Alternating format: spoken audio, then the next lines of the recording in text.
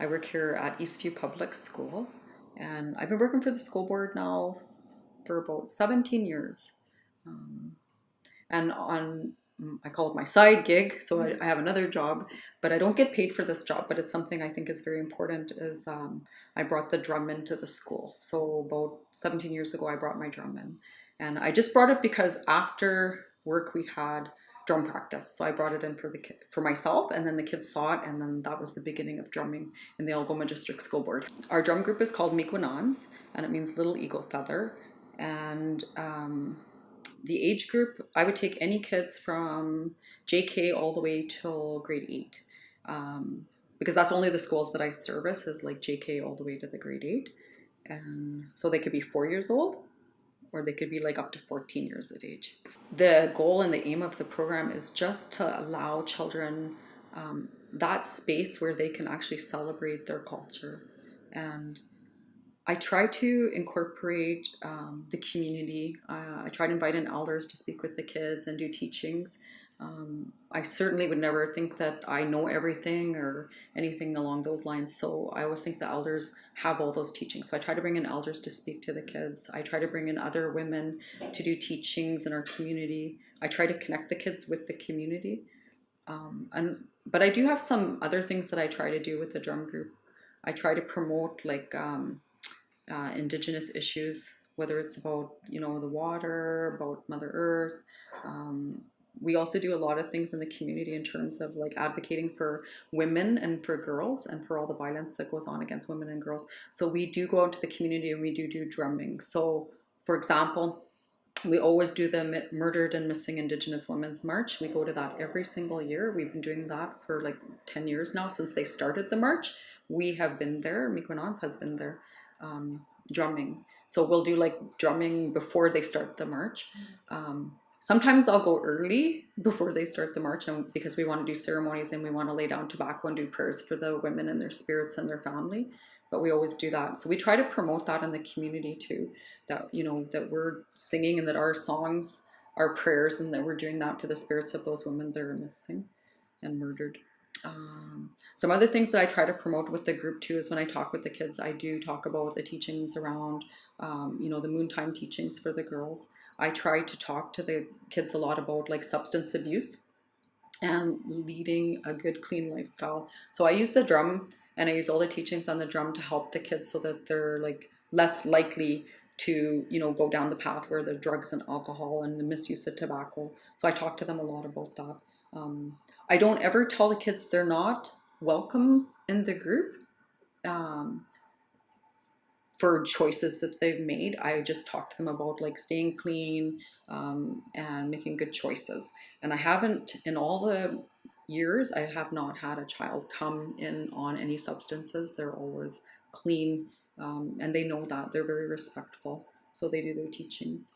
And I think that it's a good addition to like cultural teachings in the community. So if a child is going out and they're doing their fast, they also can incorporate teachings that they've learned with me and go out to their fast. And then I go and if the family invites me, I go out and I participate in the fast and I'll give them a present or talk to them too. So I try to incorporate all the teachings so it's like a holistic part of drumming. So drumming is, I think for non-Native people, when they see the drum, they think it's just music. But the kids know it's not just music. And I talk to them about all those teachings and what it means.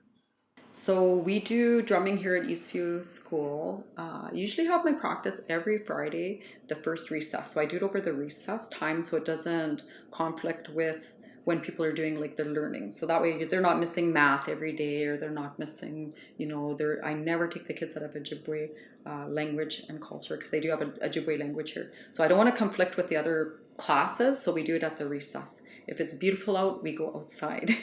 So, and the kids love it. I have about 20 to 25 drummers that come. Usually about 10 kids will show up on average every practice. It's hard because once it's nice out and the kids want to run outside and play, and I have a lot of kids that are also on track and field, they're on hockey, they're on baseball, they're on basketball. So I have a lot of very athletic kids. So like if they're on those sport teams, I always leave it open. I say, you know what?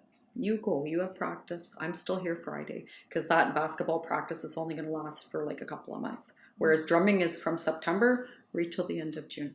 I would say it's very successful because, and you can see when you came to watch the drumming today, that the kids just shine. They're so happy and they're so proud of their culture and they're so uh, proud to share. Like we go into the community and we do events and they're so excited. Like when do we get to go out next and show people a song, or when do we get to go and celebrate something? And they're so excited to go out in the community. And they go home, they'll come back and tell me, I practiced all weekend. I looked stuff up on YouTube. Like they're so excited to share their culture. And they even share their songs. Like they'll go home and teach their younger siblings the songs, and then when the younger siblings finally make it to JK, they already know all the songs. So they come to drumming, they know everything. It's like, oh, you know all the songs, awesome, we're gonna have to learn some new ones now. So they know so much, and they're so happy. And that's how I judge the successes, by the freedom that the children have today to celebrate culture. I judge that as the success of the program, versus, when, 10 years ago, I wouldn't even say that that freedom was there. Yeah. There was a lot of fighting for cultural rooms. There was a lot of, discrimination, and there was a lot of walls, and there's a lot of hitting brick walls trying to get culture into the school. Whereas today, the kids, you cannot measure the happiness when you see those kids and they have their drums and they know their teachings and they feel good about themselves and they just shine.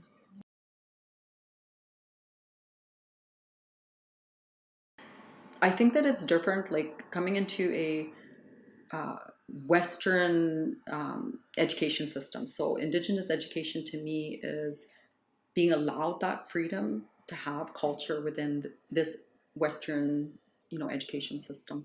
It's a very different way of teaching. And I was trying to explain it to a non-native teacher that in a Western society, the teachings come from above and there's a hierarchical system. And then those teachings are pushed down through that system. There's not a system of sharing. There's an expert individualistic kind of approach at the top that comes downwards. And at the bottom, if you think about that, the pressure that's exerted from the top hierarchy down to the bottom, and the little child is on the bottom from that approach.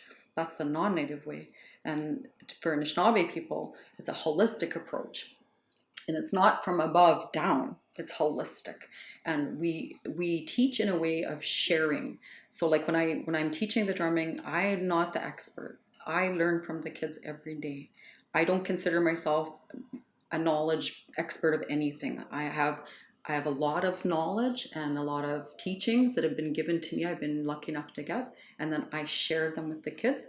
And then the kids, we're in a relationship where we share together. It's reciprocal. It's different than hierarchy and coming down. And so there's an exchange of information that's shared, and we're equal. I'm equal to the students. I'm not above. And I think when the kids come to see me, they know that. They know I'm not up here. I never think I'm up here. They know I'm down here. And it's an equal thing where we're equally respected. They can share with me. I can share with them. And teaching flow is different in that way. And I think that's what is Indigenous education. I would say Indigenous, from what I understand it to be, is like from this land. Like the original people from this land, the original peoples. I would say that would be the Indigenous. And that's what I share with the kids. We always use Anishinaabe here in this area. So like, you're Anishinaabe, you're from this area, you're the original people from this area. I think it's the polite form that the government is comfortable with right now. But I use Anishinaabe here at the school. So I always say this is an Indigenous school, not because the school board has said we're an Indigenous school, but we here say we're an Indigenous school because all the kids from Garden River and Batchewana First Nations come here. And so we say very proudly that we are an Indigenous school. It's the kids' spirits that make this school what it is, really, truly. And we don't need the government to define us as Indigenous, because the kids here can define themselves. They can name themselves and be proud of their culture themselves. They don't need the government to do that for them. And if you talk to any of the kids here, they're all very proud of their culture, and they're all well aware that, they're Anishinaabe. They use that word. I have not heard any kids call themselves Indigenous here. But I'm not saying that they're not going to, Yeah. and you know, but I think it's more of a polite term that means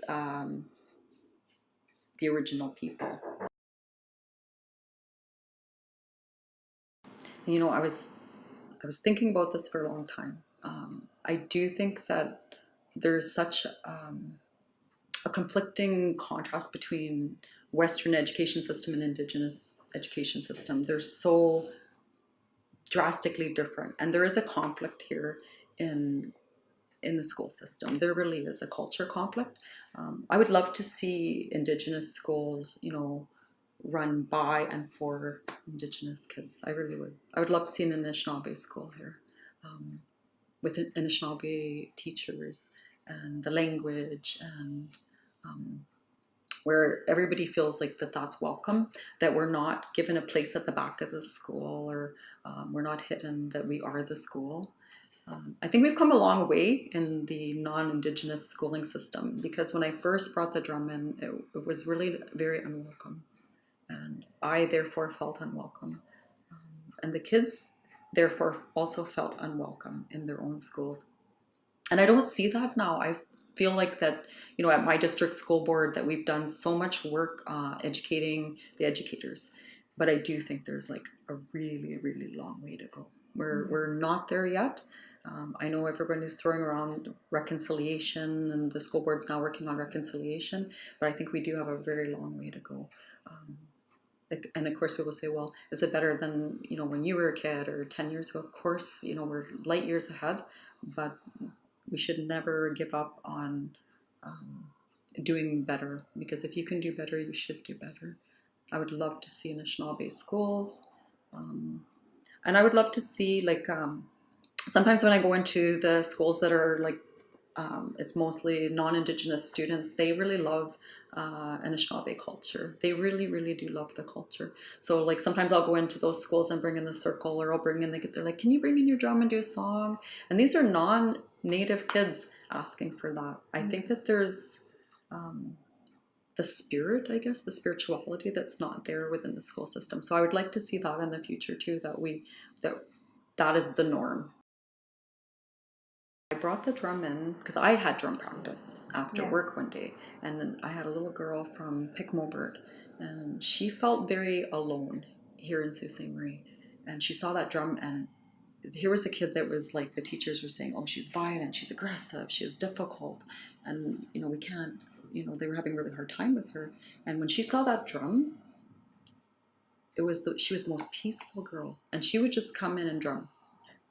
And so I don't really have a program. It was just like something that I did because I was doing it on my own time, and I brought it in. But I guess I would like the program that I do. I would like it to be considered part of the education system, um, rather than entertainment, because you and I both know that the drum is not just an instrument. We know it's alive, and we know it has teachings, and we know that our culture is on there. So I would like to see that the program actually be a program. I'm getting older.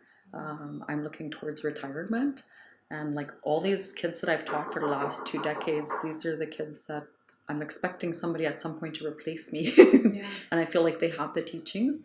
They'll be able to come in here. So not somebody that doesn't have the teachings, but like somebody that knows the teachings, knows the songs, connected to the community, has a good heart and a good spirit to take that forward, but it to be recognized by the education system as more than just entertainment. It's like, I'm not just banging on a drum making noise. There's teachings, and there's a whole cultural component, I guess, that would have to be recognized. In terms of that, would have to be funded. Like, I've never charged. I've been doing this for almost 2 decades. I've never been paid. I do it on my own time. I've paid for most of, if not everything, myself.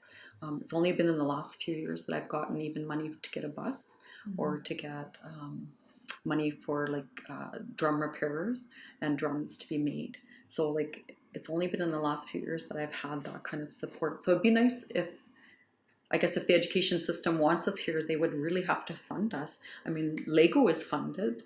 The Legos are funded. The sport teams get funding. Everybody gets funding, but like, I'm not funded at all. I am the funding. Like, and now I can ask for it in the last few years because of all the Indigenous programming and stuff that they've been doing at my school board, like now I can ask for money to get a bus and I can ask for money for those repairs. But before that, I paid for everything myself. That's 2 decades of work that's never been paid for in I guess, money. Yeah. I feel like I've been paid millions and billions of dollars in love and hugs from the kids. And I would do it if I had to do it again. I would definitely do it again because I just love them so much. But I guess that would be probably that. Does that answer that? I think? Okay. That was good.